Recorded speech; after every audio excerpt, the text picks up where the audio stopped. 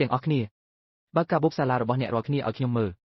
ហើយអ្វីបានជាយើងត្រូវបង្ហាញកាបូបឲ្យឯងមើលអ្នកណាមិនហ៊ានស្ដាប់ខ្ញុំនឹងវាអ្នកនោះយកមកនោះជាបន្ទះជីបរបស់ខ្ញុំឥឡូវនេះវាជារបស់ខ្ញុំហើយដល់វេនអញហើយស្ករគ្រាប់របស់ខ្ញុំក៏ចូលចិត្តស្ករគ្រាប់បឺតដែរហើយយករបស់ឯងមកទៀតអាហាគ្មានអ្វីសោះរងមិនក៏ឯងយំលោកគ្រូអ្នកគ្រូខ្ញុំអត់ហ៊ាននិយាយទេកុំខ្លាចអីរងលោកគ្រូអ្នកគ្រូនឹងជួយពួកយើងសៀវផាំងឆក់ចំណីក្មេងខ្ញុំអត់បានយកចំណីមកតាមកាបូបទេគាត់ក៏វាខ្ញុំអាហាលោកគ្រូអ្នកគ្រូដឹងហើយឯងទៅផ្ទះសិនទៅឪពុករបស់សៀវផាំងមែនទេថ្ងៃស្អែកមកសាលាម្ដងលោកគ្រូអ្នកគ្រូរបស់ឯងឲ្យខ្ញុំទៅសាលាម្ដងនៅថ្ងៃស្អែកតើឯងដឹងថាមានរឿងអីទេអាហាខ្ញុំអត់ដឹងទេអាហាខ្ញុំទ្រាំលេងបានហើយ